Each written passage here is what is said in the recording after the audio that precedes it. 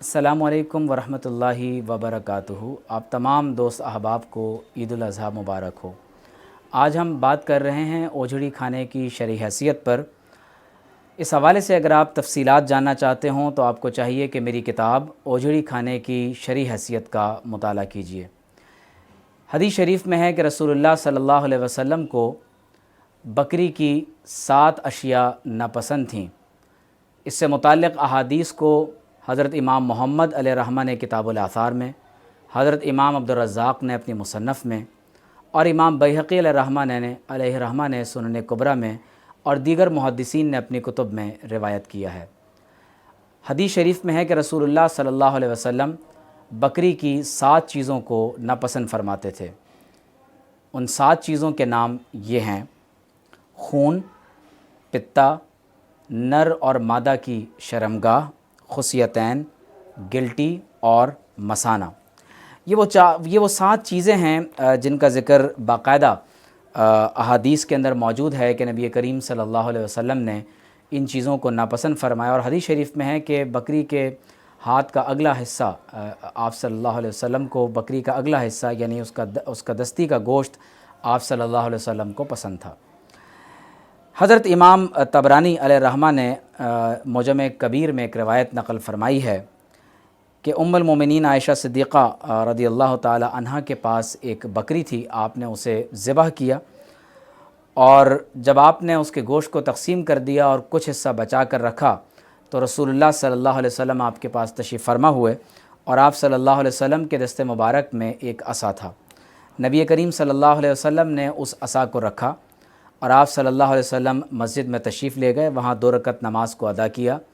اس کے بعد پھر آپ صلی اللہ علیہ وسلم اپنے بستر مبارک کی طرف تشریف لائے، اور آپ صلی اللہ علیہ وسلم اپنے بستر مبارک پر لیٹ گئے۔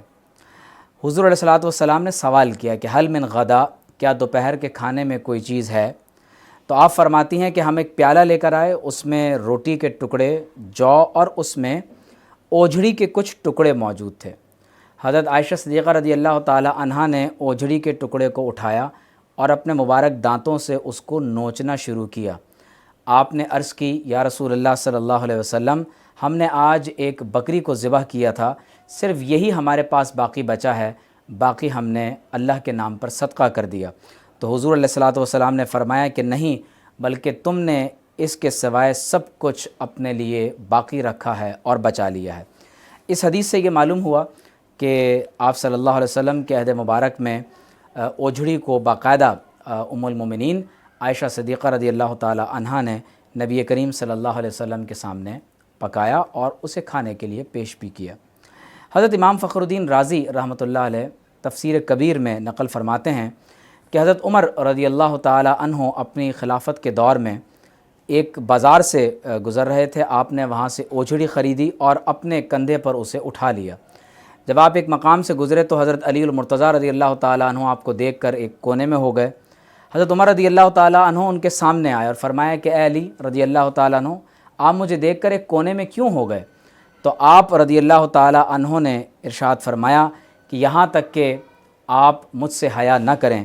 تو حضرت عمر رضی اللہ تعالیٰ عنہ نے فرمایا وَكَيْفَ أَسْتَحْيِي مِنْ حَمْلِ مَا هُوَ غِذَائِي، میں اس چیز کو اٹھانے میں کیسے شرم محسوس کر سکتا ہوں جو میری غذا ہے۔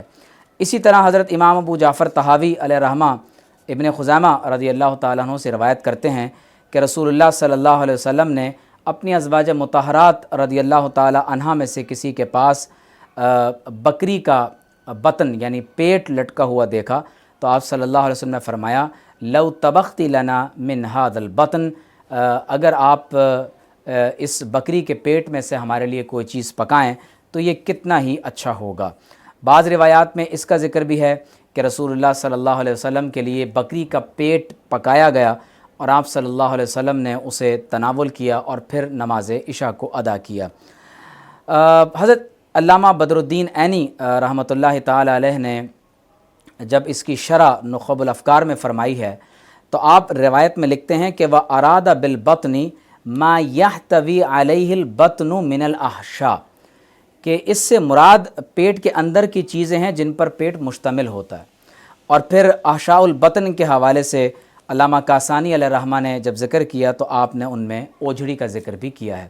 اس کے علاوہ ہمیں احناف کی کتابوں میں متعدد مقامات پر کتاب الایمان کی بحث میں یہ بحث ملتی ہے کہ اگر ایک شخص یہ قسم اٹھا لیتا ہے کہ میں گوشت نہیں کھاؤں گا اور پھر وہ شخص اوجھڑی کھا لیتا ہے تو وہ حانث ہو جاتا ہے، یعنی قسم کو توڑنے والا ہوتا ہے۔ اس کی وجہ یہ ہے کہ عہد قدیم میں اوجھڑی گوشت کے ساتھ فروخت کی جاتی تھی، اور صاحب ہدایہ نے تو یہاں تک لکھا ہے کہ یستعمل استعمال اللحمی، وہ شخص اس لیے حانث ہو جائے گا کہ ہمارے عہد میں گوشت کی طرح سے ہی اوجھڑی کو استعمال کیا جاتا ہے۔ ان تمام روایات سے ہمیں یہ بات معلوم ہوئی، اور احناف کے استدلال سے ہمیں یہ بات معلوم ہوئی کہ اوجھڑی کھانا شرعاً حرام اور ناجائز نہیں ہے، اسے بلا کراہت جائز کہا جا سکتا ہے۔